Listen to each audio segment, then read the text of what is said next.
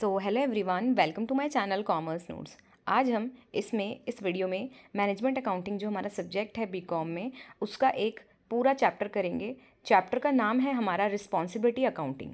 ये चैप्टर आपको यूनिट 2 से बनता है और इसमें से थ्योरेटिकल पॉइंट ऑफ व्यू से आपको 15 मार्क्स में बार बार रिपीट हुआ है क्वेश्चन मैनेजमेंट अकाउंटिंग सब्जेक्ट से, एंड 5 मार्क्स में भी क्या है इसमें से आया है। तो ये जो चैप्टर है ये पूरी तरीके से थ्योरेटिकल बेस्ड ही है, तो इसमें से थ्योरी के क्वेश्चन आने के चांसेस ज़्यादा होते हैं। तो अभी तक जितने भी इसमें से थ्योरी के क्वेश्चंस बने हैं वो हम सारे के सारे इस वीडियो में डिस्कस करेंगे। आपको क्या करना है, अगर वीडियो देख रहे हो तो आपको वीडियो को लाइक करना है, इस वीडियो को शेयर करना है अपने फ्रेंड्स के साथ, एंड चैनल को सब्सक्राइब करना है। और भी हमने इस सब्जेक्ट के बहुत सारे प्रीवियस ईयर क्वेश्चन आंसर्स किए हैं। इसी वीडियो के डिस्क्रिप्शन बॉक्स में आपको प्लेलिस्ट का लिंक मिल जाएगा, और चैप्टर वाइज भी हमने प्लेलिस्ट में बनाई हुई है, तो आप क्या है देख सकते हैं। टेलीग्राम का लिंक भी वीडियो के डिस्क्रिप्शन बॉक्स में होगा, आप ज्वाइन कर सकते हैं फॉर अपडेट्स। कोई भी अपडेट होती है तो सबसे पहले वो वहाँ सेंड कर दी जाती है, एंड उसके बाद हम देखते हैं कि इसमें कितने क्वेश्चंस आपको आए हुए हैं, ठीक है, किस किस टाइप के आए हैं, और मोस्टली वही बार बार क्या हुए हैं, आपको रिपीट हुए हैं, ठीक है। तो क्या चैप्टर है हमारा रिस्पॉन्सिबिलिटी अकाउंटिंग। 15 मार्क्स के क्वेश्चंस के अकॉर्डिंग हम करेंगे। अब जैसे फॉर एग्जांपल अगर मीनिंग आया तो मीनिंग 5 मार्क्स में आया, और अगर 15 में आया तो उसके साथ फीचर्स पूछ लिए हैं, इंपॉर्टेंस पूछ ली है, या फिर लिमिटेशंस पूछ लिया, या स्टेप्स पूछ लिए हैं, ठीक है। तो आपको ये पूरी वीडियो देख के जानी है, इसमें से आपको क्या है क्वेश्चन आएंगे, क्योंकि ये क्या है प्रीवियस ईयर बेस्ड ही है। तो 15 मार्क्स के क्वेश्चन है। ये मैनेजमेंट अकाउंटिंग हमारा सब्जेक्ट है, जिसमें यूनिट 2 में हमारा ये चैप्टर बनता है रिस्पॉन्सिबिलिटी अकाउंटिंग, ठीक है। तो स्टार्ट करते हैं। वीडियो को लाइक करना है, आपको शेयर भी करना है, और कमेंट भी कर सकते हो अपना फीडबैक देने के लिए। तो सबसे पहले हम स्टार्ट करते हैं मीनिंग ऑफ रिस्पॉन्सिबिलिटी अकाउंटिंग। तो देखो यहाँ पे हम सबसे पहले तो रिस्पॉन्सिबिलिटी अकाउंटिंग का मीनिंग देखेंगे, और ये आपको करना बहुत ज़रूरी है, बिकॉज अगर 15 मार्क्स में कुछ भी आ रहा है इस चैप्टर से रिलेटेड, तो उसके साथ रिस्पॉन्सिबिलिटी अकाउंटिंग तो पूछा ही जा रहा है कि define responsibility accounting, what do you mean by responsibility accounting, ठीक है, एक्सप्लेन रिस्पॉन्सिबिलिटी अकाउंटिंग। तो आपको मीनिंग तो कर जाना है कि जो भी क्वेश्चन आएंगे अगर हम आगे करेंगे तो उसके साथ आपसे क्या है रिस्पॉन्सिबिलिटी अकाउंटिंग भी पूछा हुआ है, ठीक है। तो स्टार्ट करते हैं हम। क्या बोल रहे हैं, responsibility accounting is a system. Responsibility accounting क्या होता है ना, ऑर्गेनाइजेशन में एक सिस्टम होता है दैट होल्ड स्पेसिफिक इंडिविजुअल्स, जो क्या है जिसके अंदर क्या होते हैं कुछ स्पेसिफिक इंडिविजुअल्स होते हैं, या फिर कुछ स्पेसिफिक डिपार्टमेंट होंगे जो कि अकाउंटेबल होंगे फाइनेंशियल परफॉर्मेंस जो भी उनके एरिया की होती है जिसमें वो कंट्रोल करते हैं। तो फॉर एग्जांपल पूरी की पूरी ऑर्गेनाइजेशन में अलग अलग डिपार्टमेंट होते हैं, इंडिविजुअल्स होते हैं। अब वो इंडिविजुअल्स वो डिपार्टमेंट अकाउंटेबल होंगे अपने डिपार्टमेंट के या अपने एरिया के फाइनेंशियल परफॉर्मेंस के, जो भी वो कंट्रोल कर रहे हैं। तो फॉर एग्जांपल एक डिपार्टमेंट है, अब परचेज डिपार्टमेंट है, तो परचेज डिपार्टमेंट का एरिया क्या है कि वो सारी परचेजिंग एक्टिविटीज़ को कंट्रोल कर रहा है। क्या सही है क्या गलत है वो क्या परचेजिंग डिपार्टमेंट का मैनेजर कर रहा है। तो अब परचेज डिपार्टमेंट का जो भी रिजल्ट आएगा, जो भी फाइनेंशियल परफॉर्मेंस होगी, उसका अकाउंटेबल सिर्फ परचेज डिपार्टमेंट ही होगा, जिस एरिया में वो ऑपरेट कर रहा था, जितना कंट्रोल उसके अंडर था।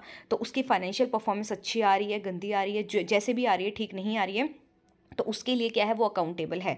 तो ऐसे कुछ स्पेसिफिक इंडिविजुअल्स होते हैं या कुछ स्पेसिफिक डिपार्टमेंट होते हैं जो कि बनाए जाते हैं एक ऑर्गेनाइजेशन में। ये क्या है अकाउंटेबल होंगे अपनी फाइनेंशियल परफॉर्मेंस के लिए, जिस भी एरिया में क्या है ये कंट्रोल कर रहे हैं, ठीक है। तो इसी सिस्टम को बोलते हैं कि हाँ भाई कंपनी में क्या है रिस्पॉन्सिबिलिटी अकाउंटिंग है, ठीक है, ये एक सिस्टम है। प्राइमरी गोल इसका होता है कि हमें ट्रैक करना है रिवेन्यूज़ को, ठीक है, एक्सपेंसेस को और रिसोर्सेज को, जो भी हमने असाइन किए थे मैनेजर को, ठीक है, और कहा था यूज़ करो, ठीक है, उनके ऊपर उनका कंट्रोल था, अपने एरिया में वो काम कर रहे थे। तो अब हम क्या है उनसे जवाबदारी भी मांग रहे हैं, ठीक है, उनकी फाइनेंशियल परफॉर्मेंस के बेसिस पे कह रहे बाय डूइंग दिस। इसको करने से होता क्या है कि जो ऑर्गेनाइजेशन है ना वो और अच्छे तरीके से बेटर मैनेज कर सकती है परफॉर्मेंस को, और इम्प्रूव कर सकती है अपनी डिसीजन मेकिंग को, ठीक है। तो सिंपली अगर हम बोलें तो रिस्पॉन्सिबिलिटी जो अकाउंटिंग है ये इंश्योर करती है कि ईच पार्ट ऑफ ऑर्गेनाइजेशन क्या है, लाइक अगर डिपार्टमेंट की बात करें उसे असाइन किया जाए, ठीक है, और वो उसके लिए क्या हो रिस्पॉन्सिबल हो, उसके फाइनेंशियल रिजल्ट के क्या है वो रिस्पॉन्सिबल हो, ठीक है। सो और देख लेते हैं। रिस्पॉन्सिबिलिटी अकाउंटिंग एक सिस्टम है जो कि यूज़ किया जाता है ऑर्गेनाइजेशन के द्वारा। इसमें आप असाइन करते हो अकाउंटेबिलिटी इंडिविजुअल मैनेजर्स को या फिर डिपार्टमेंट को, उनकी फाइनेंशियल परफॉर्मेंस के बेसिस पे, जो भी उनका एरिया है जहाँ पे भी वो कंट्रोल कर रहे हैं, ठीक है। इसमें क्या होता है आप ब्रेक डाउन कर रहे हो basically overall financial management of an organisation को स्मॉलर और मैनेजेबल पार्ट्स में, जिसे हम क्या है रिस्पॉन्सिबिलिटी सेंटर बोलते हैं। इसके ऊपर भी आगे क्वेश्चन करेंगे हम। तो यहाँ पे क्या होता है ना बेसिकली आप ब्रेक डाउन कर रहे हो स्मॉलर पीसीज में ओवरऑल फाइनेंशियल मैनेजमेंट को, एक ऑर्गेनाइजेशन की स्मॉलर पार्ट में आपने उसे ब्रेक डाउन किया, या फिर मैनेजेबल पार्ट में आपने क्या किया ब्रेक डाउन किया, ठीक है। और उसी को बोल दिया गया है कि ये क्या होते हैं रिस्पॉन्सिबिलिटी सेंटर होते हैं। अब each under the control of a specific manager, हर एक सेंटर के अंडर मतलब हर एक सेंटर क्या है हर एक सेंटर का मैनेजर होगा, ये सिस्टम ना हेल्प करता है ट्रैक करने में रिवेन्यूज़, एक्सपेंसेस को और परफॉर्मेंस को, और इसका एम यही है कि इसको इम्प्रूव करनी है एफिशिएंसी, डिसीजन मेकिंग और अकाउंटेबिलिटी। ठीक है, तो अब हम देख लेते हैं कि इन सिंपल टर्म ये अलाउ करता है मैनेजर को कि वो रिस्पॉन्सिबल होंगे अपने फाइनेंशियल आउटकम्स के, जो भी कॉस्ट, रिवेन्यू और प्रॉफिट है, ठीक है, अपने अपने एरिया में जो भी एरिया वो कंट्रोल कर रहे हैं। इससे इंश्योरिटी रहती है कि पैटर अच्छी तरीके से देखा जा रहा है, ठीक है, और अच्छी तरीके से क्या की जा रही है, मैनेजमेंट की जा रही है। तो समरी देख लेते हैं हम। तो इन समरी, रिस्पॉन्सिबिलिटी अकाउंटिंग क्या है, एक ऐसा तरीका है जिसमें आप असाइन करते हो financial accountability within organisation. ठीक है, इससे क्या होता है, ईजी हो जाता है मैनेज करना परफॉर्मेंस को, इंप्रूव होती है हमारी एफिशिएंसी एंड सपोर्ट मिलता है डिसीजन मेकिंग में, क्योंकि हम इसमें फोकस करते हैं कि ऑन व्हाट ईच इंडिविजुअल, की एक इंडिविजुअल या फिर एक डिपार्टमेंट क्या कंट्रोल कर रहा है उसके बेसिस पे देखो। ठीक है, तो यहाँ पे बेसिकली आप गए डिसीजन मेकिंग के लिए ये सब करते हो। तो ये था हमारा रिस्पॉन्सिबिलिटी अकाउंटिंग। अब हम पढ़ते हैं फीचर्स ऑफ रिस्पॉन्सिबिलिटी अकाउंटिंग। तो सबसे पहला फीचर है अकाउंटेबिलिटी। ये जो सिस्टम है इसमें असाइन की जा रही थी रिस्पॉन्सिबिलिटी एक इंडिविजुअल को या एक मैनेजर को एक स्पेसिफिक एक्टिविटी या फिर सेक्शन की ऑर्गेनाइजेशन के अंदर। तो अब वो उस चीज़ के लिए क्या होंगे, अकाउंटेबल होंगे। जो भी परफॉर्मेंस आएगी अब उन्हीं को क्या है उसका जवाब देना पड़ेगा, तो उनकी अकाउंटेबिलिटी होती है। ठीक है, फिर है डिवीजन ऑफ रिस्पॉन्सिबिलिटी। ऑब्वियस ही बात है, इसमें ऑर्गेनाइजेशन ने क्या किया है, डिवाइड ही किया है ना, डिफरेंट डिफरेंट रिस्पॉन्सिबिलिटी सेंटर्स बनाए हैं और हर किसी के अंडर मैनेजर आ गया। अब वो मैनेजर क्या है बताएगा कि मतलब उसने कैसे अपना जो भी फाइनेंशियल आउटकम है उसके बेसिस पे क्या है अब वो रिस्पॉन्सिबल होगा। तो इसमें आप रिस्पॉन्सिबिलिटी को क्या करते हो, डिवाइड करते हो। नेक्स्ट है टाइप्स ऑफ रिस्पॉन्सिबिलिटी सेंटर। अगर हम यहाँ पे टाइप्स ऑफ रिस्पॉन्सिबिलिटी सेंटर ही पढ़े, इसी के अंदर पढ़ रहे हैं हम, डिवीजन हमने डिवाइड किया ना रिस्पॉन्सिबिलिटीज़ को, तो किस किस सेंटर के बेसिस पे, लाइक कॉस्ट सेंटर, इसमें फोकस किया जाता है कि आपको कंट्रोल करनी है कॉस्ट। फिर आता है रिवेन्यू सेंटर, इसमें ट्रैक किया जाता है रिवेन्यू कितना जनरेट हो रहा है। फिर आता है प्रॉफिट सेंटर, इसमें देखते हैं बोथ रिवेन्यू भी और कॉस्ट भी डिटरमाइन करने के लिए प्रॉफिट को। फिर इन्वेस्टमेंट सेंटर होता है जो इवेल्युएट करता है कि कितना रिटर्न ऑन इन्वेस्टमेंट था इन एडिशन टू प्रॉफिट। फिर है परफॉर्मेंस इवेल्युएशन, परफॉर्मेंस मेजर की जाती है कि किसके बेसिस पे, on the basis of area of responsibility. जैसे कि एक कॉस्ट सेंटर है, उसे इवेल्युएट किया जाएगा कि कैसे उसने कॉस्ट को कंट्रोल किया, ठीक है, उससे क्या कितने प्रॉफिट हमारे बढ़े। फिर इसी के अंदर आता है यूज़ ऑफ बजट। बजट बहुत ही क्रूशियल होता है रिस्पॉन्सिबिलिटी अकाउंटिंग में। रिस्पॉन्सिबिलिटी सेंटर जो सेंटर्स हैं उन्हें क्या है, एक सेट बजट दिया जाता है और गाइड किया जाता है कि आपको फाइनेंशियल एक्टिविटीज़ इसी के अंडर करनी है। ठीक है, फिर उनके उस बेसिस पे परफॉर्मेंस को मॉनिटर किया जाता है। नेक्स्ट है रिपोर्टिंग सिस्टम। रेगुलर रिपोर्ट करनी होती है, जनरेट की जाती है, जिसमें शो किया जाता है फाइनेंशियल परफॉर्मेंस को हर एक रिस्पॉन्सिबिलिटी सेंटर के, जो कि हेल्प करता है फिर मॉनिटर एंड कंट्रोल करने में एक्टिविटीज़ को। फिर नेक्स्ट फीचर है हमारा फोकस ऑन कंट्रोलेबल आइटम। इसमें जो ये सिस्टम है ये एम्फोसाइज करता है कि जो चीज़ें हम काफ़ी हद तक कंट्रोल कर सकते हैं ना, मैनेजर के कंट्रोल के अंदर है, उसे तो करो। जैसे एग्जांपल देखिए, एक डिपार्टमेंट हेड है, वो क्या है, शुड बी हेड, वो क्या है, रिस्पॉन्सिबल होगा किस कॉस्ट के लिए, जो कि वो कंट्रोल कर सकता था, पर उस कॉस्ट के लिए नहीं जो क्या है उसके कंट्रोल के बियॉन्ड थी। ठीक है, जैसे कि टैक्सेस हो गया, इंटरेस्ट हो गया।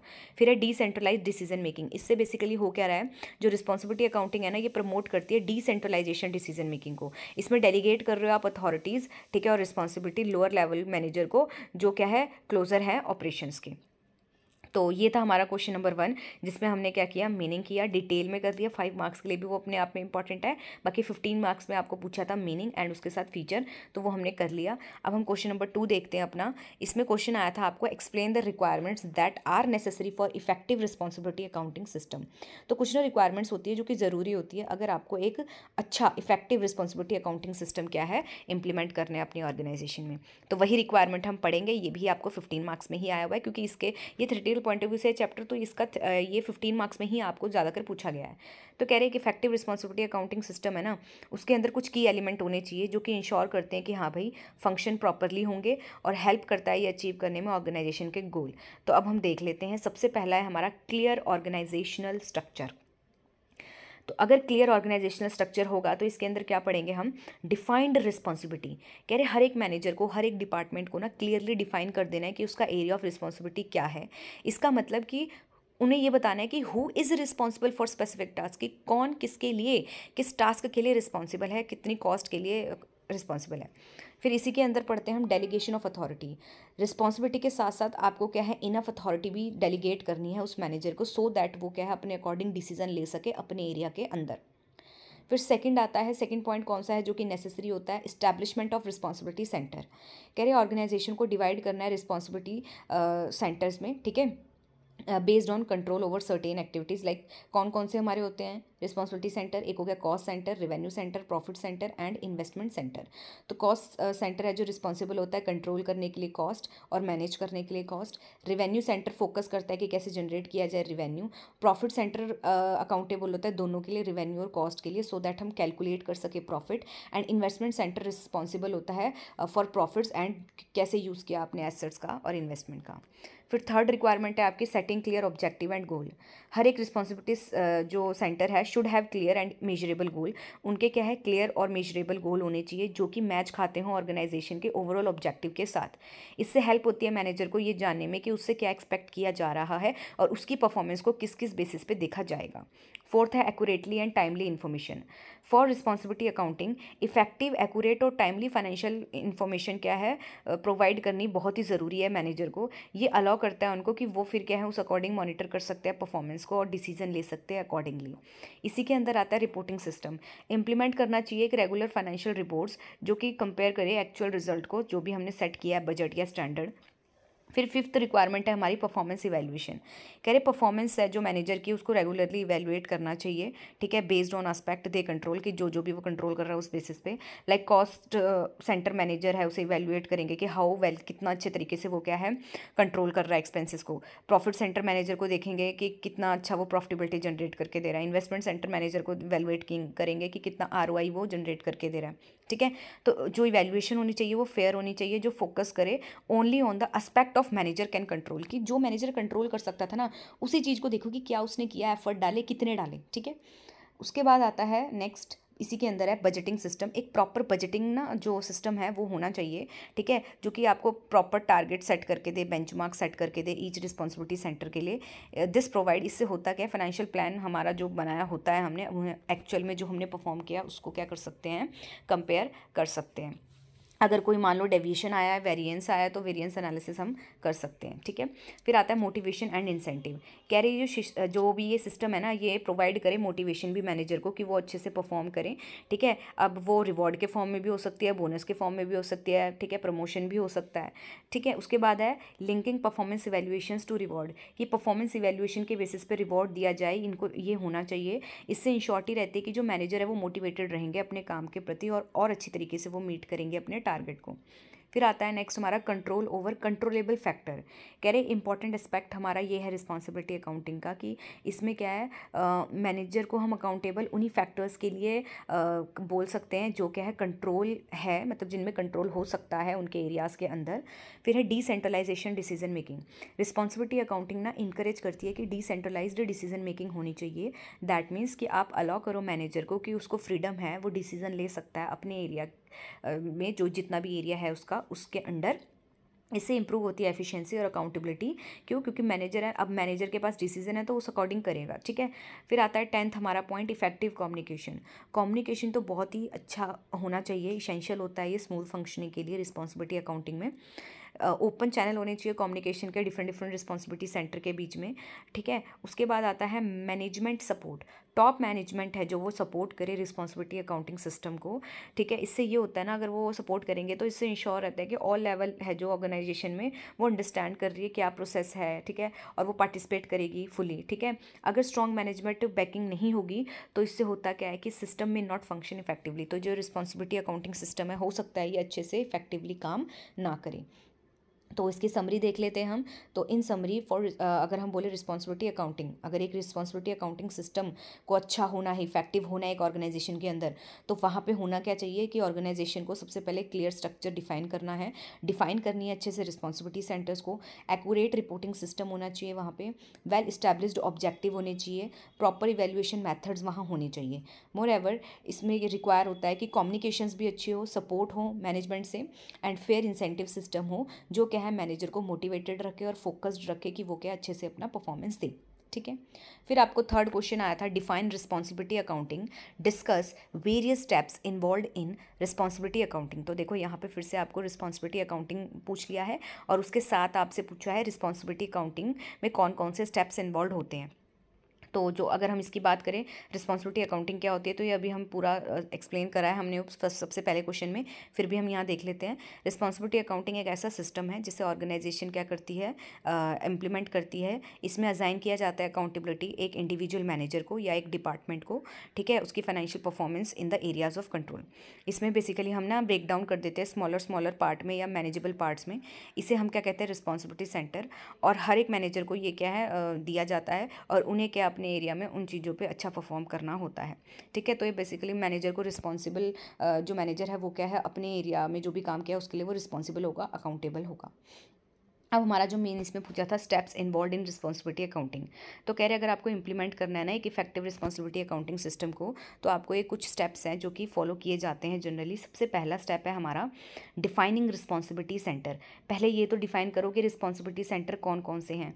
तो इसका मतलब है कि जो ऑर्गेनाइजेशन है उसको डिवाइड करना है सबसे पहले अलग अलग सेगमेंट, जिसे हम रिस्पॉन्सिबिलिटी सेंटर बोलते हैं। हर एक सेंटर को असाइन करना है, ठीक है, मतलब हर एक सेंटर, जो भी जितने भी सेंटर होंगे उसको is assign to a manager, ठीक है। एक एक सेंटर को क्या है मैनेजर को दे देना है, ठीक है, जो कि रिस्पॉन्सिबल होंगे वहाँ की फाइनेंशियल परफॉर्मेंस जो भी आएगी, मतलब एक सेगमेंट है उसका जो भी फाइनेंशियल परफॉर्मेंस आएगी, अब उसके लिए जवाबदारी किसकी हो जाएगी, मैनेजर की, ठीक है। फिर इसी के अंदर है कि कैसे कैसे हम डिवाइड करेंगे भाई रिस्पॉन्सिबिलिटी सेंटर्स को। तो अभी हमने पढ़ा कॉस्ट सेंटर होता है, रिवेन्यू सेंटर होता है, प्रॉफिट सेंटर होता है और इन्वेस्टमेंट सेंटर होता है, ठीक है। एग्जांपल देख लेते हैं। एक मैन्युफैक्चरिंग कंपनी है जो क्या है उसने रिस्पॉन्सिबिलिटी सेंटर्स बनाए हैं, लाइक प्रोडक्शन के लिए, सेल्स के लिए और ओवरऑल बिजनेस यूनिट के लिए, जो कि प्रॉफिट सेंटर है उसका। फिर सेकंड है हमारा second step setting specific objective for each centre. अब आपने ईच मतलब सेंटर तो बना दिए, अब उनके लिए ऑब्जेक्टिव भी तो सेट करो ना। तो हर एक जो रिस्पॉन्सिबिलिटी सेंटर है उसके पास क्लियर स्पेसिफिक ऑब्जेक्टिव होना चाहिए, ऑब्जेक्टिव मेजरेबल होना चाहिए, सो दैट हम परफॉर्मेंस मेजर कर सकें एंड मैच खाता हो वो ऑर्गेनाइजेशन के ओवरऑल गोल से, ठीक है। फिर है कैसे ये वर्क करता है। फॉर एग्जाम्पल एक कॉस्ट सेंटर है जो क्या है उसका ऑब्जेक्टिव हो सकता है कि वो रिड्यूस करे 5% से कॉस्ट को, ठीक है। वाइल रिवेन्यू सेंटर है उसे टास्क दिया गया है कि वो इंक्रीज़ करे सेल्स 10% से, ठीक है। तो ये क्या है कि यहाँ पे बोला गया है कि हाँ अलग अलग सेंटर्स के अलग अलग क्या है ऑब्जेक्टिव होनी चाहिए और मेजरेबल होनी चाहिए। लाइक बता दिया ना, अगर ये बोलते रिड्यूस करना है तो भाई कितना करना है नहीं पता होता, पर बता दिया यहाँ पे एक स्टैंडर्ड दे दिया आपको कि 5%, तो ये आपका ऑब्जेक्टिव हो गया, ठीक है। अच्छा ये इंपॉर्टेंट क्यों है, कह रहे अगर क्लियर ऑब्जेक्टिव होता है ना तो इससे हेल्प होती है मैनेजर की कि वो फोकस करे कि सिर्फ उस पर जो उससे चाहिए, ठीक है, जो उसको अचीव करना है सिर्फ वो उस चीज़ पर क्या है फोकस करेगा, और उसे पता है कि उसको उसकी इसी के बेसिस पे क्या है परफॉर्मेंस इवेल्युएट होगी, तो वो और अच्छे से क्या है काम करेगा। फिर थर्ड पॉइंट आता है कि एक बार आपने क्या है कॉस्ट सेंटर डिवाइड कर दिए, ऑब्जेक्टिव भी उनके डिफाइन कर दिए, अब असाइन करो रिस्पॉन्सिबिलिटी और अथॉरिटी। अब उनको क्या है रिस्पॉन्सिबिलिटी भी दो और साथ के साथ अथॉरिटी भी दो उस काम को करने की, उस रिस्पॉन्सिबिलिटी को परफॉर्म करने की, ठीक है। तो इसका मतलब क्या है कि मैनेजर को असाइन करो एक स्पेसिफिक रिस्पॉन्सिबिलिटी कि भाई आपकी ये रिस्पॉन्सिबिलिटी है आपके एरिया ऑफ कंट्रोल के अंदर। एट द सेम टाइम उनको सफिशिएंट अथॉरिटी भी दो सो दैट वो उसके रिगार्डिंग डिसीजन ले सकें। क्यों ज़रूरी होता है ये, कह रहे अगर आप प्रॉपर अथॉरिटी दोगे ही नहीं तो मैनेजर इंप्लीमेंट कर ही नहीं सकता कोई चेंज अगर उसको लाना है इफेक्टिवली, ठीक है, अपने एरिया ऑफ रिस्पॉन्सिबिलिटी में। फिर फोर्थ आता है इस्टेब्लिशिंग अ बजटिंग सिस्टम। अब बजट क्रिएट किया जाता है हर एक रिस्पॉन्सिबिलिटी सेंटर के लिए, ठीक है। एक्सपेक्टेड कॉस्ट देखी जाती है, कितना रिवेन्यू आ सकता है एक्सपेक्टेड वो देखा जाता है, और क्या फाइनेंशियल परफॉर्मेंस या फाइनेंशियल गोल है हमारा वो बताया जाता है, ठीक है। उसके बाद है ये काम कैसे करता है, like the performance of each centre, ठीक है। बाद में कंपेयर किया जाता है कि क्या बजट हमने सेट किया था और एक्चुअल में आपने कितना क्या है परफॉर्म किया है। इंपॉर्टेंट क्यों है, क्योंकि बजट क्या है सेट करता है एक टारगेट रिस्पॉन्सिबिलिटी सेंटर के लिए, जो कि फिर उसी टारगेट को क्या है रिस्पॉन्सिबिलिटी जो सेंटर्स हैं वो अचीव करने की कोशिश करते हैं, और उसी बेसिस पे परफॉर्मेंस भी इवेल्युएट होती है। फिर है हमारा fifth point measuring actual performance. अब देखो एक्चुअल परफॉर्मेंस फाइनेंशियल परफॉर्मेंस आपकी क्या आई, रिवेन्यू कॉस्ट प्रॉफिट सेंटर की, ईच रिस्पॉन्सिबिलिटी सेंटर की देखो रेगुलरली मेजर करो और रिकॉर्ड करो, ठीक है। इंपॉर्टेंट क्यों है, क्लियर व्यू हो जाता है इससे कि हाँ भाई हम सही जा रहे हैं कि नहीं जा रहे हैं।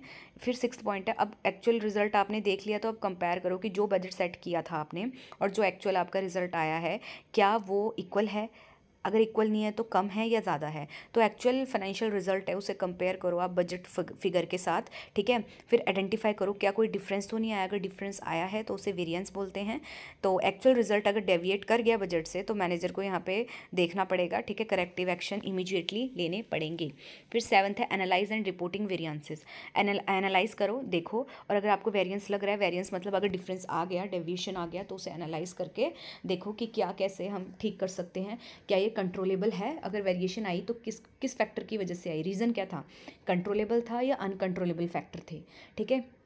फिर ये इंपॉर्टेंट क्यों है, क्योंकि इससे क्या इंश्योरिटी रहती है कि हाँ भाई अगर कोई डेविएशन है तो क्या पता वो अनकंट्रोलेबल फैक्टर की वजह से हो, तो फिर वो क्या है, वो कंट्रोल में ही नहीं था, तो फिर उसको हम कैसे कह सकते हैं कि हाँ भाई पूरा नहीं हुआ यहाँ पे जो हम एक्सपेक्ट कर रहे थे, ठीक है। तो ये देखना ज़रूरी होता है। फिर हम 8th पॉइंट है हमारा, अब ना करेक्टिव एक्शंस लो। तो कह रहे ये इंपॉर्टेंट होता है कि आपको क्या है, ये वेरिएंस को ठीक करना है, ठीक है। अगर आपको ये फाउंड हो गए तो करेक्टिव एक्शंस लो यहाँ पे परफॉर्मेंस को बैक करने में, मतलब कि दोबारा से अच्छी करने में, ठीक है। तो अब यहाँ पे टाइमली अगर करेक्टिव एक्शंस ले लोगे आप, तो इससे इंश्योरिटी रहेगी कि ऑर्गेनाइजेशन क्या है, ट्रैक में है अपने फाइनेंशियल ऑब्जेक्टिव को फुलफिल करने के लिए। फिर 9th है इसका regular feedback and communication. Continuous feedback loop क्या होना चाहिए, इस्टेब्लिश होना चाहिए, जिसमें आप अपनी परफॉर्मेंस को रिपोर्ट करो, रेगुलरली शेयर करो मैनेजर के साथ जो भी एडजस्टमेंट्स की हैं और साथ के साथ करो। फिर 10th है motivation and incentive. Responsibility accounting system क्या है, इसके अंदर रिवॉर्ड और इंसेंटिव भी होने चाहिए मैनेजर के लिए, जो क्या है अगर जो उनसे एक्सपेक्ट किया था उससे ज़्यादा मैनेजर ने अगर आपको परफॉर्म करके दे दिया तो उनके लिए रिवॉर्ड सिस्टम भी हो, ठीक है। लाइक बोनस हो गया, रिकॉग्नाइजेशन होगी, ये मोटिवेट करता है मैनेजर को कि वो और अच्छे तरीके से काम करे और इम्प्रूव करे फाइनेंशियल परफॉर्मेंस को अपने रिस्पॉन्सिबिलिटी सेंटर की। तो समरी में देख ले तो हमने क्या पढ़ा, सबसे पहले डिफाइन करेंगे हम रिस्पॉन्सिबिलिटी सेंटर को, फिर उनको एक ऑब्जेक्टिव दे देना है, फिर साथ के साथ रिस्पॉन्सिबिलिटी और अथॉरिटी भी दो, फिर एक बजट सेट करो, फिर अपनी एक्चुअल परफॉर्मेंस देखो, फिर एक्चुअल परफॉर्मेंस को बजट के साथ क्या करना है, कंपेयर और एनालाइज करो। अगर कोई रिपोर्ट मतलब अगर कोई वेरिएंस आ रहा है तो उसे रिपोर्ट करो और साथ के साथ करेक्टिव एक्शंस लेने के बाद फीडबैक दो एंड मोटिवेशन और इंसेंटिव सिस्टम भी होना चाहिए। तो समरी में हम देख लेते हैं कि जो रिस्पॉन्सिबिलिटी अकाउंटिंग है इसके अंदर आप क्या ऑर्गेनाइजेशन के जो भी ये कह सकते हैं जो भी एक्टिविटीज़ हैं, ठीक है, उन्हें स्मॉल रिस्पॉन्सिबिलिटी सेंटर में आप क्या है वो कर रहे हो, बांट रहे हो, जिसमें क्लियर गोल होने चाहिए और परफॉर्मेंस उस बेसिस पे आप मैनेजर की देखोगे कि जो हमने सेट किया था टारगेट वो अचीव हुआ है या नहीं हुआ। तो ये था हमारा क्वेश्चन नंबर 3। अब हम देख लेते हैं नेक्स्ट क्वेश्चन हमारा, explain the different responsibility centre. ये क्वेश्चन तो बहुत ही ज़्यादा बार आपको आया है कि आप रिस्पॉन्सिबिलिटी सेंटर जो होते हैं हमारे 4 वो एक्सप्लेन कर दो डिटेल से, ठीक है। तो ये 15 मार्क्स के अकॉर्डिंग आपको ध्यान से सुनना है, समझना है। तो स्टार्ट करते हैं इसको। तो क्या बोल रहा है इसमें, in responsibility accounting organisation are divided into various responsibility centre. कह रहे हैं अगर हम रिस्पॉन्सिबिलिटी अकाउंटिंग कर रहे हैं ना तो यहाँ पे ऑर्गेनाइजेशन को डिवाइड किया जाता है वेरियस रिस्पॉन्सिबिलिटी सेंटर में, each manage by a specific individual, और हर एक रिस्पॉन्सिबिलिटी सेंटर को मैनेज किया जाता है एक स्पेसिफिक इंडिविजुअल या एक डिपार्टमेंट के द्वारा। ईच सेंटर रिस्पॉन्सिबल होता है अपने मतलब उसको जो भी टारगेट दिया है उसके लिए, सर्टेन एस्पेक्ट ऑफ ऑर्गेनाइजेशन के फाइनेंशियल परफॉर्मेंस, ठीक है। प्राइमरी पर्पस क्या होता है डिवाइड करने का ऑर्गेनाइजेशन को रिस्पॉन्सिबिलिटी सेंटर्स में, कि यार इंप्रूव हो अकाउंटेबिलिटी, ठीक है, एंड परफॉर्मेंस हम मेजर कर सके, मॉनिटर कर सके हर एक सेगमेंट की अलग अलग, ठीक है। तो टाइप्स आपको पता है, टाइप्स ऑफ रिस्पॉन्सिबिलिटी सेंटर की बात करें तो पहला है कॉस्ट सेंटर, दूसरा है रिवेन्यू सेंटर, थर्ड है प्रॉफिट सेंटर एंड फोर्थ है इन्वेस्टमेंट सेंटर। अब हम देखते हैं 1 बाय 1। तो कॉस्ट सेंटर वो सेगमेंट है, वो पार्ट है ऑर्गेनाइजेशन का जहाँ पे मैनेजर रिस्पॉन्सिबल होता है कंट्रोल करने के लिए सिर्फ कॉस्ट को।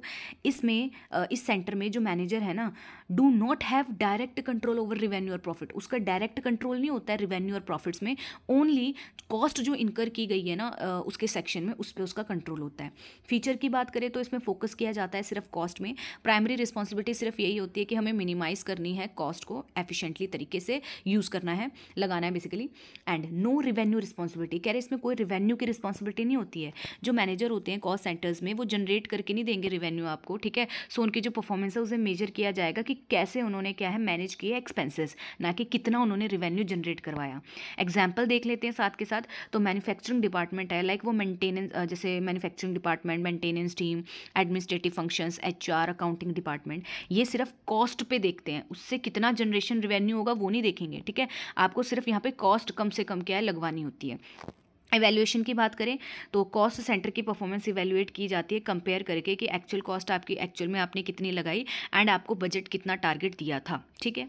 अब सेकंड आता है हमारा centre revenue centre. Revenue centre में ये जो रिस्पॉन्सिबिलिटी सेंटर है यहाँ पे जो मैनेजर है वो रिस्पॉन्सिबल होता है जनरेट करने के लिए रिवेन्यू, बट हैज़ लिटल और नो कंट्रोल ओवर कॉस्ट। पर यहाँ पे उसका कॉस्ट में कोई कंट्रोल नहीं होता, या होता भी है तो लिटल होता है, ठीक है। इसका फोकस है कि प्राइमरली इंक्रीज करनी है हमें सेल्स और इनकम ऑर्गेनाइजेशन के लिए। तो फीचर की बात करें तो इसका फोकस होता है रेवेन्यू जनरेशन में। जो मैनेजर है रेवेन्यू सेंटर के, वो फोकस करते हैं कि मैक्सिमाइज करनी है सेल्स और रेवेन्यू को। लिमिटेड कॉस्ट कंट्रोल होता है यहाँ पे, डायरेक्ट आपका कोई कंट्रोल नहीं है कि आप कॉस्ट को कंट्रोल कर सकते हो। एग्जाम्पल देखें तो सेल्स डिपार्टमेंट है, वो सेल्स को इंक्रीज करने में एफर्ट्स डालता है, मार्केटिंग टीम हो गई जैसे, ठीक है। इवैल्यूएशन की बात करें तो इस डिपार्टमेंट की इवैल्यूएशन कैसे की जाएगी रेवेन्यू सेंटर की, तो परफॉर्मेंस है इसे मेजर किया जाता है कि एक्चुअल रेवेन्यू जनरेशन इन्होंने कितना किया, और उसे कंपेयर किया जाता है कि कितना बजट में हमने सेट किया था कि इतना रेवेन्यू तो जनरेट हो ही जाएगा। फिर थर्ड है हमारा प्रॉफिट सेंटर। अब प्रॉफिट सेंटर क्या होते हैं, तो प्रॉफिट सेंटर वो रिस्पॉन्सिबिलिटी सेंटर होते हैं जहाँ पे जो मैनेजर है वो रिस्पॉन्सिबल है बोथ जनरेट करने के लिए रेवेन्यू एंड कंट्रोल करने के लिए कॉस्ट। तो यहाँ पे फोकस होता है ओवरऑल प्रॉफिटेबिलिटी में, दैट मीन्स डिफरेंस कितना है रेवेन्यू जो अर्न किया और उस पर कितनी कॉस्ट लगी थी। फीचर की बात करें तो फोकस है रेवेन्यू एंड कॉस्ट दोनों में। फिर प्रॉफिट मैक्सिमाइजेशन ऑब्जेक्टिव होता है कि इंक्रीज करो प्रॉफिट ऑप्टिमाइज करके दोनों कॉस्ट और रेवेन्यू। एग्जाम्पल है लाइक पूरी बिजनेस यूनिट, प्रोडक्ट लाइन हो गया, रीजनल ब्रांचेस हो गए, ठीक है, जिनको दोनों चीज़ों को क्या है देखना है।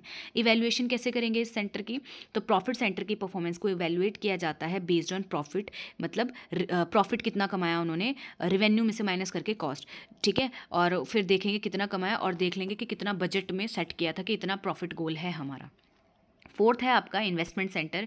इन्वेस्टमेंट सेंटर वो सेगमेंट है जहाँ पे जो मैनेजर है वो रिस्पॉन्सिबल होता है रेवेन्यू और कॉस्ट के लिए भी, पर साथ के साथ इन्वेस्टमेंट के लिए भी, कि वो कितनी अच्छी तरीके से इन्वेस्टमेंट की, उसने कितना आरओआई कमा के दिया, रिटर्न ऑन इन्वेस्टमेंट उसने दी, एंड कितना ऑर्गेनाइजेशन के एसेट्स को उसने एफिशिएंट तरीके से यूज़ किया। In this type of centre जो मैनेजर है वो कंट्रोल करता है कि कैसे रिसोर्सेज को, जो कैपिटल या एसेट्स हो गए, इन्हें यूज़ किया जाएगा, इन्वेस्ट किया जाए कि जो इसमें से रिटर्न है वो जनरेट करें अच्छे खासे।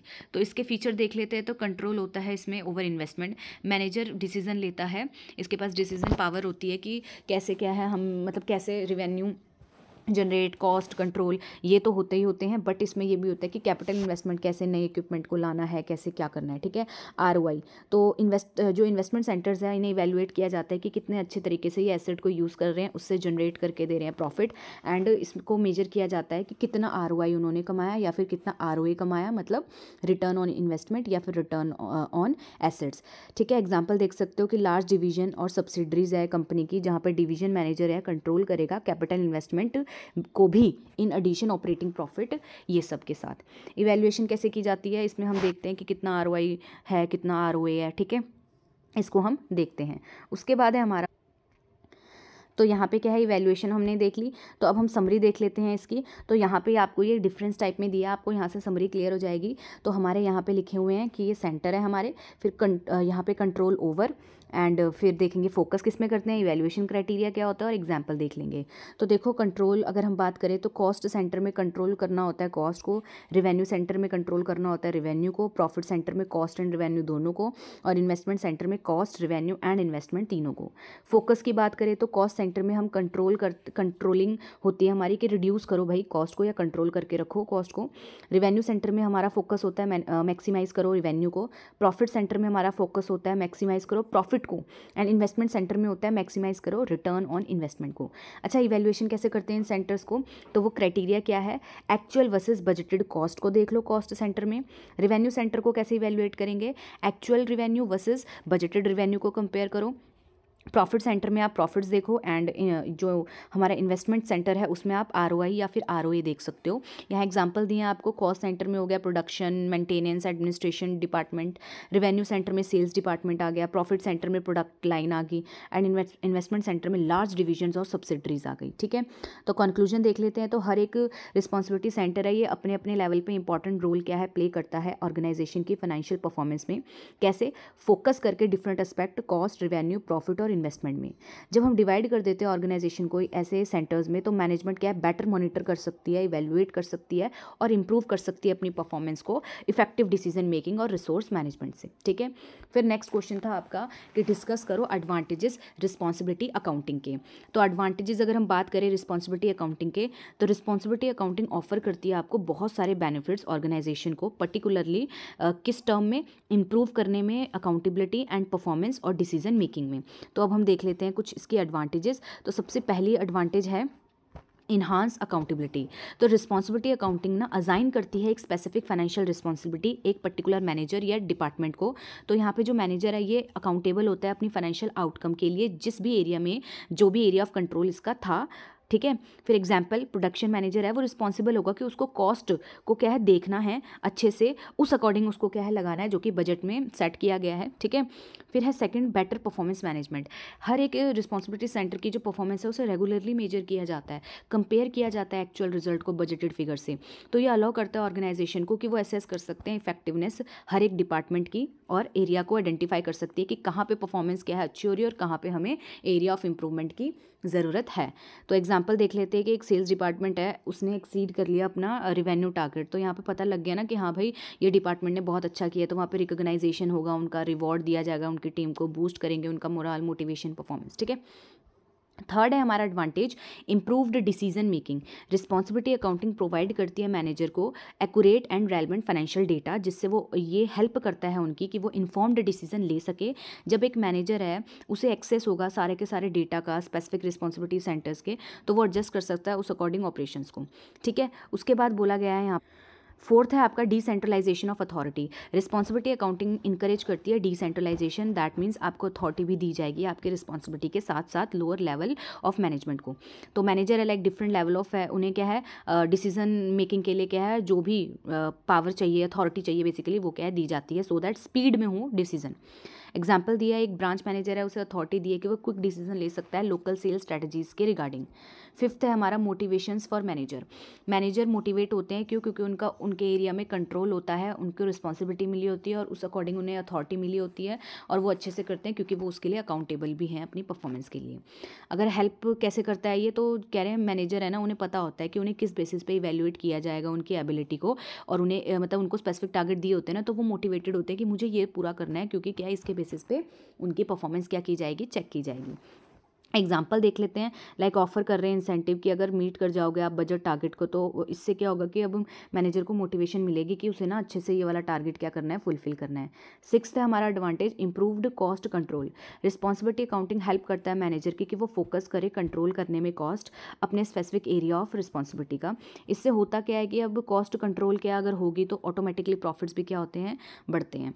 फिर identify problem area. Responsibility accounting ना हेल्प करती है पिन पॉइंट करने में कि कौन कौन सा एरिया है जहाँ पे आपकी फाइनेंशियल परफॉर्मेंस बिलो एक्सपेक्टेशन है और कैसे क्या डेविएशंस आ रहे हैं, क्यों नहीं वो कर पा रहे, उस अकॉर्डिंग फिर क्या है वो स्ट्रेटजीज बनाते हैं और उसको क्या है करेक्टिव एक्शंस लेते हैं। फिर एट्थ है आपका effective budgeting and planning. Responsibility accounting क्या होती है, रिलाई करती है हैवीली, ठीक है, हैवीली रिलाई करती है on creating budget for each centre, कि पहले से ही बजट बनाया होता है। तो इससे होता क्या है कि आप और अच्छे तरीके से क्या है बजटिंग कर सकते हो आने वाले नेक्स्ट फाइनेंशियल ईयर की। फिर क्या है ये मैनेजर, इसमें क्या है मैनेजर को पता होता है कि हाँ भाई ये रियलिस्टिक बजट उनको क्या है दिया गया है, अब उनको क्या है इस अकॉर्डिंग करना है काम। फिर है easier evaluation and reporting. Responsibility accounting ना क्रिएट करती है clear report on the financial performance of each responsibility centre. तो इसमें क्या है हर एक रिस्पॉन्सिबिलिटी सेंटर की क्लियर फाइनेंशियल परफॉर्मेंस की रिपोर्ट बनाई जाती है। अब ये रिपोर्ट इजी हो जाता है, ये जब रिपोर्ट बनाते हैं ना तो इससे ईजियर हो जाता है टॉप मैनेजमेंट के लिए कि वो इवेल्युएट कर सकते हैं अलग अलग डिपार्टमेंट के परफॉर्मेंस को। एग्जाम्पल दे रखा है जैसे मंथली रिपोर्ट है ईच सेंटर की कि कैसे मैनेजर क्या है अपने जो भी टारगेट्स हैं उन्हें क्या है फुलफिल कर रहे हैं। फिर है टेंथ हमारा एडवांटेज करेक्टिव एक्शन। कह रहे रेगुलरली इवेल्युएट करोगे परफॉर्मेंस, तो जो रिस्पॉन्सिबिलिटी अकाउंटिंग है ये अलाउ करता है मैनेजर को कि आप आइडेंटिफाई कर लो अगर कोई वेरिएंस आ रहा है एक्चुअल रिजल्ट और बजटेड टारगेट में। इससे हेल्प होता है कि फिर वेरिएंस के एनालिसिस करते हैं, करेक्टिव मेजर्स हम टाइमली ले लेते हैं। फिर 11th है अलाइन ऑर्गेनाइजेशनल गोल। कह रहे रिस्पॉन्सिबिलिटी अकाउंटिंग ना इंश्योर करती है कि हर एक डिपार्टमेंट और मैनेजर काम कर रहे हैं toward the same organisational objective के लिए। फिर समरी में देख लेते हैं, तो एडवांटेजेस में हमने ये कुछ पॉइंट्स पढ़े, जो हमने पढ़े वही ये आपको लिखे हुए हैं। समरी देख लेते हैं, तो रिस्पॉन्सिबिलिटी अकाउंटिंग प्रोवाइड करती है एक ऐसा फ्रेमवर्क ऑर्गेनाइजेशन को कि कैसे एक ऑर्गेनाइजेशन है वो ब्रेक डाउन कर सकती है अपने ऑपरेशंस को मैनेजेबल पार्ट्स में, और इससे क्या है manager giving manager the tool and tools and accountability, इसमें क्या है मैनेजर को क्या है कुछ मतलब ये अकाउंटेबिलिटी दे दी जाती है कि वो कैसे अपने परफॉर्मेंस इंप्रूव कर सकते हैं, किस किस एरिया में उन्होंने काम करना है, कैसे वो कंट्रोल करेंगे कॉस्ट को, बेटर डिसीजन लेंगे। ये सिस्टम इनकरेज करता है एफिशिएंसी को, ट्रांसपेरेंसी को, और फोकस करता है कि कैसे अचीव करें हम अपने ऑर्गेनाइजेशन के ऑब्जेक्टिव। तो नेक्स्ट क्वेश्चन है आपका यहाँ पे लिमिटेशन ऑफ रिस्पॉन्सिबिलिटी अकाउंटिंग। तो ये क्वेश्चन भी आपको आया हुआ है कि लिमिटेशन बताओ आप रिस्पॉन्सिबिलिटी अकाउंटिंग की। ठीक है, तो स्टार्ट करते हैं इसको। क्या बोला है कि while responsibility accounting provide many benefits, कह रहे ये बेनिफिट्स तो बहुत देती है बट इसके साथ कुछ लिमिटेशंस भी हैं। वो लिमिटेशंस क्या हैं हम देखते हैं। तो this limitations can affect how well the system work, ये लिमिटेशन अफेक्ट कर सकती हैं एक रिस्पॉन्सिबिलिटी अकाउंटिंग अगर ऑपरेट हो रहा है वहाँ पे उसको। ठीक है, तो ये कुछ चैलेंजेस आ जाते हैं ऑर्गेनाइजेशन के सामने जब वो अटैम्प्ट कर रहे हैं रिस्पॉन्सिबिलिटी अकाउंटिंग को इम्प्लीमेंट कर रहे हैं, जब वो मतलब कि इम्प्लीमेंट करने का अटैम्प्ट कर रहे हैं। तो वही लिमिटेशंस अब हम देखते हैं। सबसे पहला है डिफ़िकल्टी इन डिफाइनिंग रिस्पॉन्सिबिलिटी।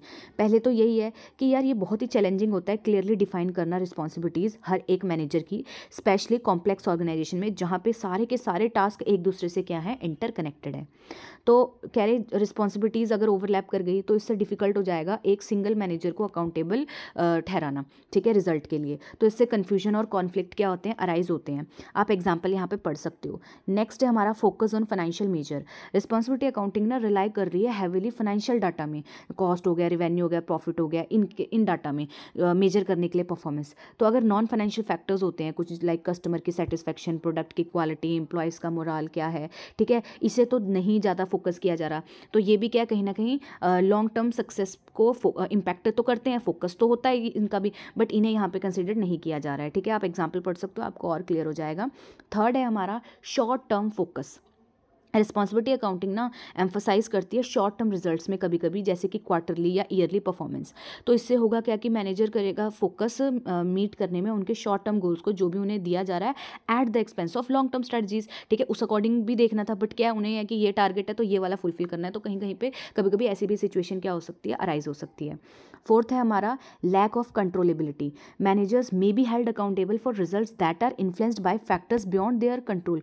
कभी कभी ना मैनेजर्स को ना उन चीज़ों के लिए भी अकाउंटेबल ठहरा दिया जाता है जो क्या है वो कंट्रोलेबल थी ही नहीं, जो उनके एरिया से भी बियॉन्ड था, है ना। तो ये भी चीज़ क्या है एक लिमिटेशन में कंसिडर की जाती है। ठीक है, फिर है आपका fifth point conflict between departments. Responsibility accounting में कभी कभी क्या होता है समटाइम्स लीड टू कॉन्फ्लिक्ट भी हो जाता है इसमें डिपार्टमेंट्स के बीच में, स्पेशली तब जब ईच डिपार्टमेंट फोकस करेगा अपने खुद के फाइनेंशियल टारगेट को फुलफिल करने में। ठीक है, फिर सिक्स्थ है आपका over emphasise on individual performance. Responsibility accounting जो है वो इवेल्युएट करती है individual manager based on the performance of their responsibility centre. यहाँ पे कह रहे हैं कि वो इवेल्युएट करती है इंडिविजुअल मैनेजर को उनकी परफॉर्मेंस को रिस्पॉन्सिबिलिटी सेंटर के बेसिस पे। तो यहाँ पे क्या बोल रहे हैं, इससे क्या ओवर एम्फोसाइज नहीं कर रहे हैं इंडिविजुअल की परफॉर्मेंस को, रैदर देन फोस्टरिंग टीम का एफर्ट भी देखना था। ठीक है, क्या कोलैबोरेशंस है एंड ऑर्गेनाइजेशन के ओवरऑल सक्सेस को भी क्या है देखना है।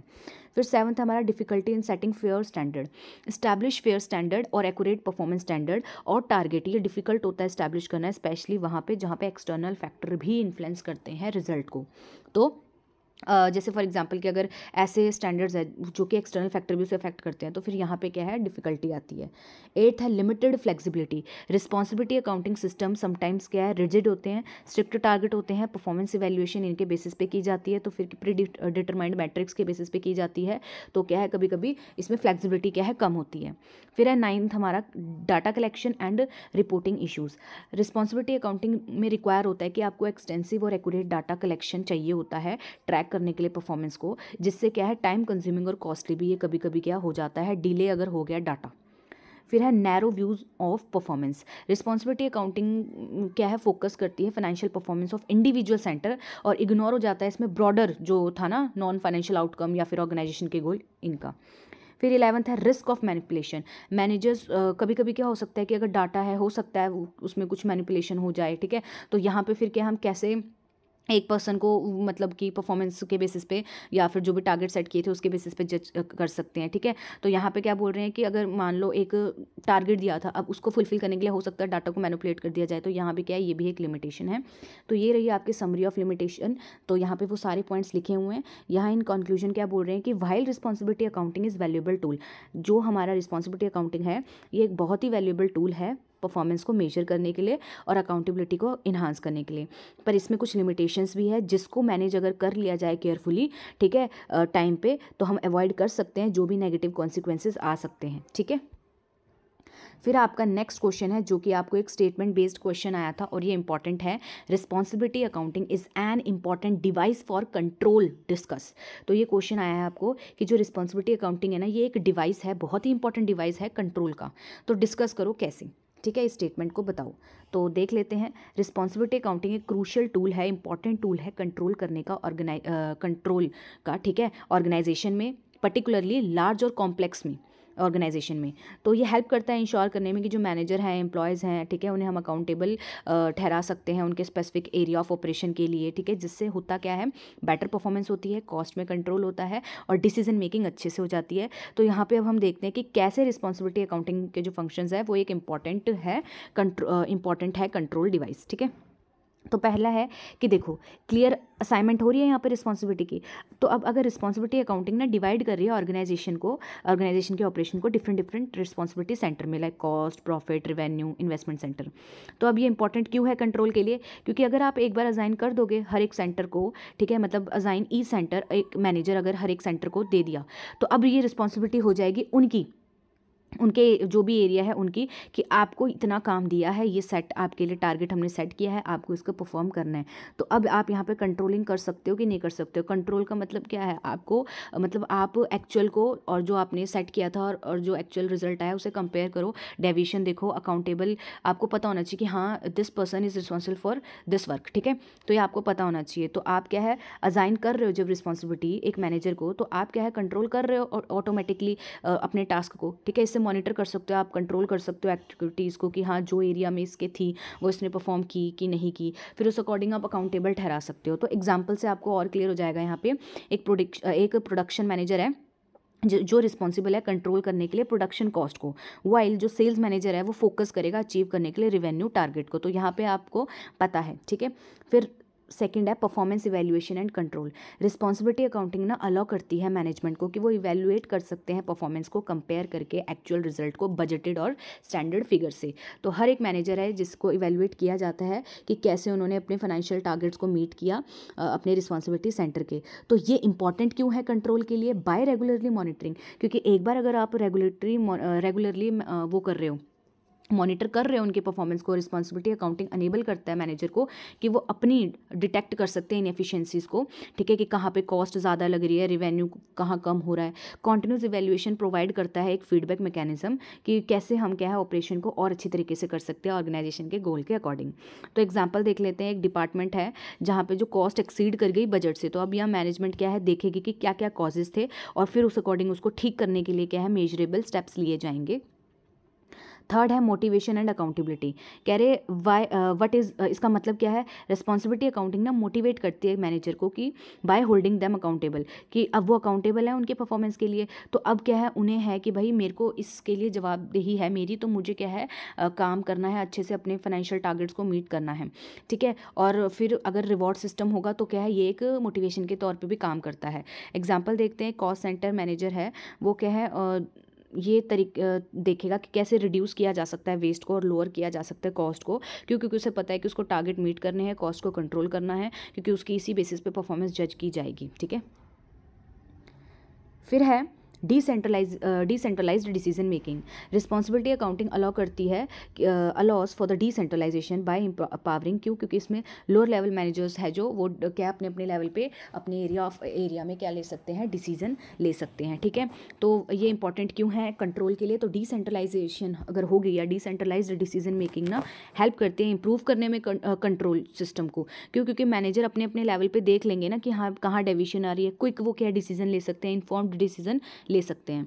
एग्जाम्पल देखते हैं। एक रीजनल सेल्स मैनेजर है वो एडजस्ट कर रहा है प्राइसिंग स्ट्रैटेजीज को अपने अकॉर्डिंग, मार्केटिंग एफर्ट्स को अपने अकॉर्डिंग लोकल मार्केट की जो भी कंडीशंस है, सो दैट वो इंप्रूव कर सके सेल्स की परफॉर्मेंस को और इससे इंश्योर रहे कि बेटर कंट्रोल हो रहा है रेवेन्यू जनरेशन में। फिर फिफ्थ पॉइंट है हमारा बजटरी कंट्रोल। तो हर एक रिस्पॉन्सिबिलिटी सेंटर है उसे असाइन किया जाता है बजट, ठीक है, जो क्या है एक स्टैंडर्ड की तरह, और आपको क्या है उसी के अकॉर्डिंग काम करना है। अब मैनेजर्स ना रिस्पॉन्सिबल होते हैं ऑपरेट करने के लिए इसी बजट के दायरे में, मतलब यहाँ तक उन्हें काम करना है। तो अब ये कैसे इंपॉर्टेंट है कंट्रोल के लिए, तो जो बजटरी कंट्रोल है हेल्प करता है, इंश्योर करता है ये कि जो रिसोर्सेज है उन्हें यूज़ किया जा रहा है एफिशिएंटली उन डिपार्टमेंट के द्वारा। एग्जाम्पल है, कॉस्ट सेंटर मैनेजर है, वो मॉनिटर कर रहा है एक्सपेंसेस को इंश्योर करने के लिए कि क्या वो एक्सीड तो नहीं कर रहे जो बजट उन्होंने सेट किया था उस अकॉर्डिंग। फिर है corrective actions and continuous improvement. कह रहे रिस्पॉन्सिबिलिटी अकाउंटिंग प्रोवाइड करती है आपको रियल टाइम डाटा जो मैनेजर को अलाउ करता है कि वो वेरिएंसेस अगर कोई आ रहे हैं, डेविएशंस आ रहे हैं एक्चुअल परफॉर्मेंस में, बजटेड जो हमने फिगर सेट की थी उसमें, तो तुरंत क्या है करेक्टिव एक्शंस ले लिए जाए। तो अब ये इंपॉर्टेंट क्यों है कंट्रोल के लिए, क्योंकि इमीडिएट फीडबैक क्या है हेल्प करता है ऑर्गेनाइजेशन के रिस्पॉन्ड करने में क्विकली जो भी पोटेंशियल प्रॉब्लम्स आ सकती हैं इससे आगे जाके। इससे क्या होता है, प्रिवेंट हो जाता है माइनर इशू, ठीक है, कि वो माइनर इशू बनता ही नहीं आगे जाके मेजर वन, ठीक है। तो जैसे यहाँ एग्जांपल दिया है, एक प्रॉफिट सेंटर है, हो सकता है वो प्रॉफिट मार्जिन टारगेट जो है उसको ना मीट कर पा रहा हो, तो अब मैनेजमेंट क्या है यहाँ पे देखेगी कि कैसे इंप्रूव किया जा सकता है कॉस्ट कंट्रोल को और इंक्रीज़ किया जा सकता है सेल को। प्राइसिंग स्ट्रेटजीज यहाँ पे वो एडजस्ट करेगी उस अकॉर्डिंग। फिर हमारा 7th पॉइंट है aligning objectives with organisational goal. Responsibility accounting align करती है गोल्स को इंडिविजुअल रिस्पॉन्सिबिलिटी सेंटर के overall objective of the organisation के साथ, जहाँ पे हर एक मैनेजर फोकस करता है अचीव करने के लिए फाइनेंशियल टारगेट जो कंट्रीब्यूट करते हैं कंपनी की सक्सेस में। अब ये इंपॉर्टेंट कैसे है कंट्रोल के लिए, तो अगर आप अलाइनमेंट करोगे तो इससे इंश्योरिटी रहती है कि हर एक पार्ट है जो ऑर्गेनाइजेशन का वो काम कर रहा है कॉमन गोल के लिए ही, ठीक है। तो इससे इन्हांस होती है कंट्रोल ओवर ऑर्गेनाइजेशनल की ओवरऑल परफॉर्मेंस में कंट्रोल कर सकते हैं हम, ठीक है। फिर 8th पॉइंट है हमारा improved communication and transparency. Responsibility accounting promote करता है क्लियर कम्युनिकेशन, कैसे, प्रोवाइड करके रेगुलर परफॉर्मेंस रिपोर्ट हर एक रिस्पॉन्सिबिलिटी सेंटर को कि ठीक है मैनेजमेंट को देता है, यहाँ मैनेजर रिसीव करते हैं इन्फॉर्मेशन अपने परफॉर्मेंस के बारे में और फिर वो और ये क्या है शेयर की जाती है अपर मैनेजमेंट को भी फर्दर एनालिसिस के लिए। तो ये रिपोर्ट से क्या है, हम ये जो रिपोर्ट है ये इंश्योर करती है कि जो ट्रांसपेरेंसी है वो है काम में, इससे अलॉग होता है मैनेजमेंट को कि वो क्या है क्लियर व्यू है उनका हर एक रिस्पॉन्सिबिलिटी सेंटर की परफॉर्मेंस पे। फिर है आपका focus on cost control. Responsibility accounting emphasise करता है कंट्रोल करने में कॉस्ट उस एरिया में जहाँ पे मैनेजर क्या है उसका डायरेक्ट कंट्रोल है। तो ये इंपॉर्टेंट कैसे है कंट्रोल के लिए, तो भाई अगर हम मैनेजर को होल्ड कर रहे हैं रिस्पॉन्सिबल कंट्रोल करने के लिए उनके एरिया की कॉस्ट, तो इससे ऑर्गेनाइजेशन क्या इंश्योर कर सकती है कि हाँ भाई जो रिसोर्सेज है हमारे अच्छे से यूज़ हो रहे हैं और उनकी जो वेस्टेज है वो मिनिमाइज़ हो रही है। फिर 10th पॉइंट है आपका facilitate long term planning. Responsibility accounting is not just about monitoring current performance. Responsibility accounting में ये नहीं है कि आप मॉनिटर करोगे सिर्फ करंट परफॉर्मेंस को, बट ऑल्सो इसमें क्या होता है आप ये हेल्प करती है हमारी प्लान करने के लिए फ्यूचर ग्रोथ और डेवलपमेंट के लिए। तो इंपॉर्टेंट कैसे है कंट्रोल के लिए, कह रहे अगर आप इवेल्युएट करोगे हर एक रिस्पॉन्सिबिलिटी सेंटर की फाइनेंशियल परफॉर्मेंस को ओवर द टाइम, तो मैनेजमेंट क्या है इन्फॉर्म डिसीजन ले सकती है लॉन्ग टर्म इन्वेस्टमेंट के लिए, रिसोर्सेज की एलोकेशन आगे कैसे करनी है, स्ट्रैटेजिक ग्रोथ कैसे करनी है, ठीक है।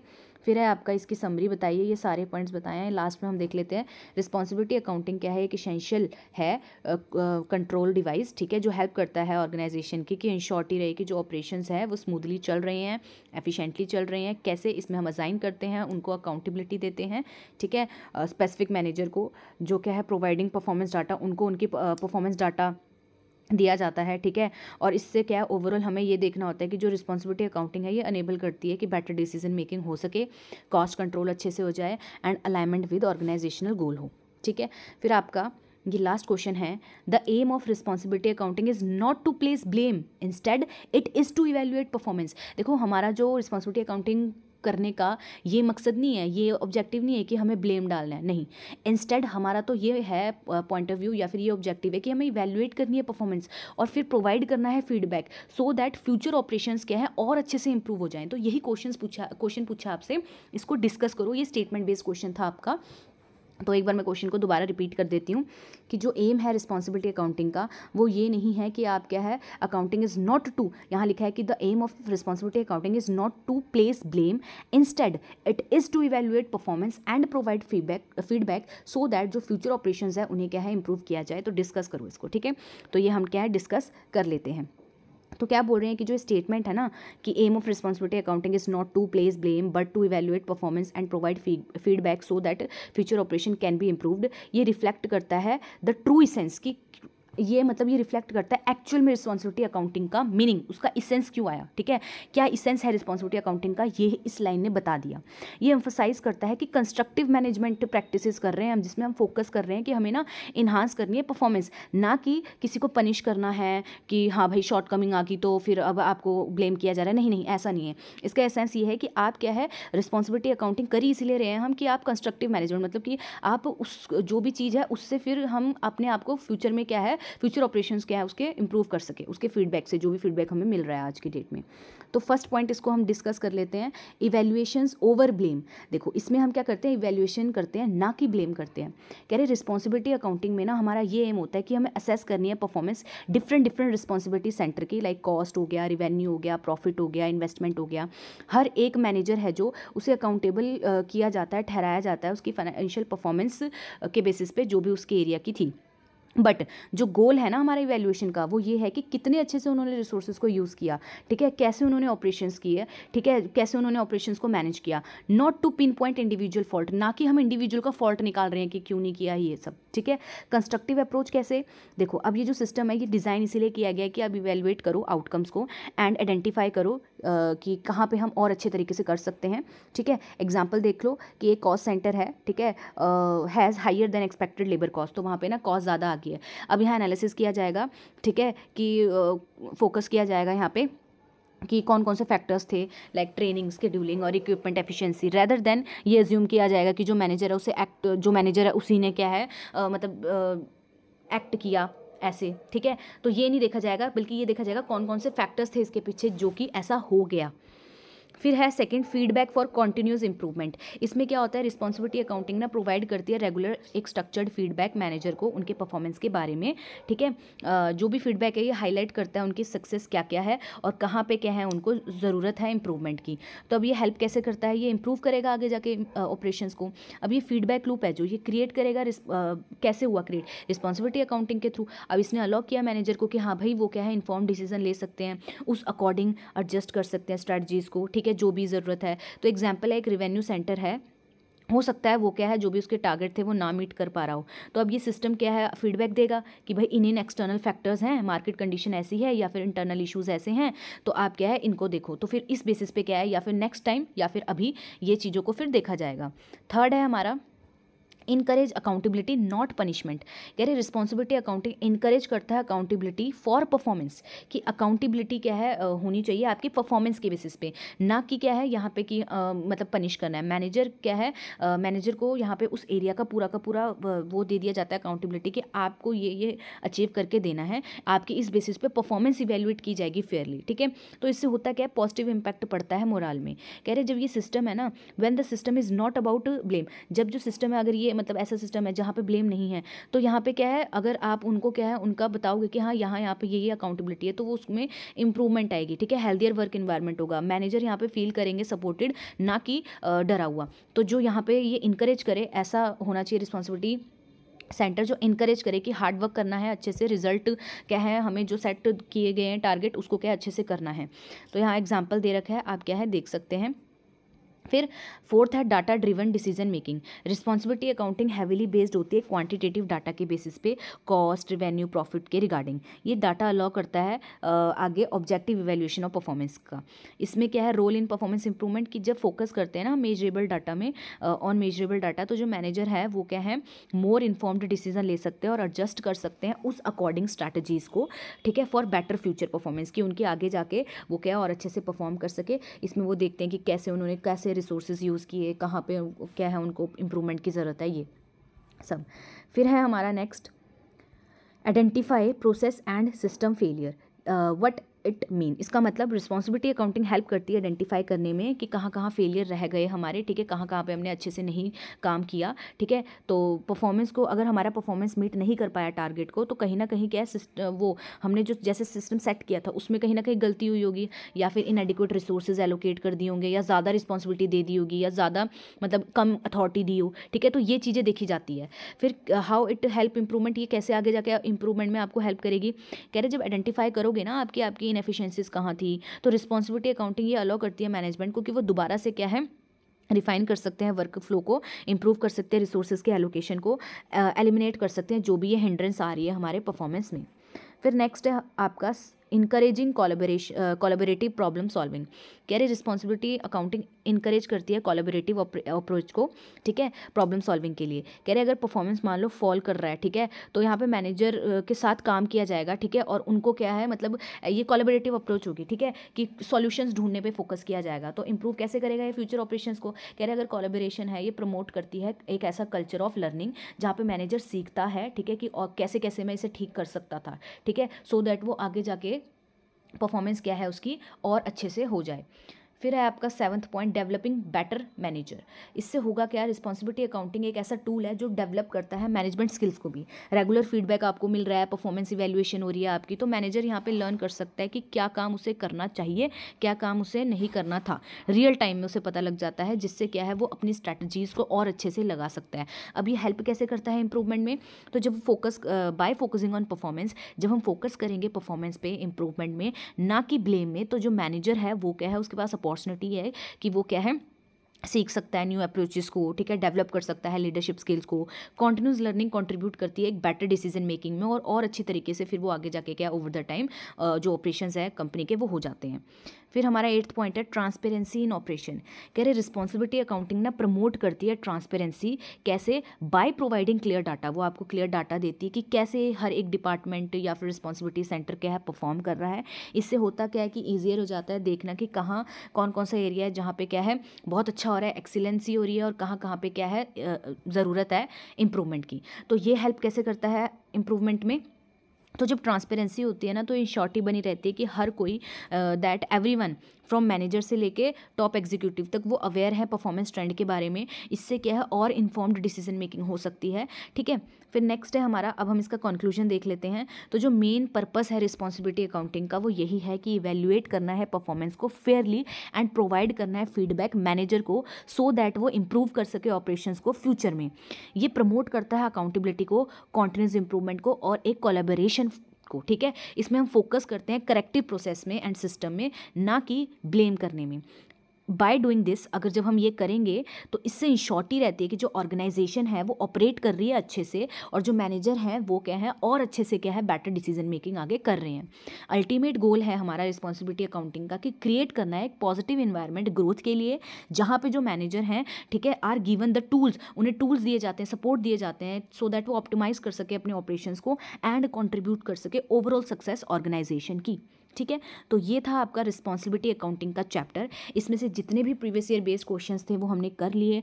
अगर आपको भी कोई क्वेश्चन है इससे रिगार्डिंग, अगर इसमें नहीं किया हमने और आपको पूछना है, तो आप इसी वीडियो के डिस्क्रिप्शन बॉक्स में लिख सकते हैं। और अगर आपने ये पूरा का पूरा वीडियो देखी है, सारे क्वेश्चंस देखे हैं, तो आपको वीडियो को लाइक करना है, अपना फीडबैक देखना है कमेंट में, और चैनल को तो सब्सक्राइब कर ही लेना है।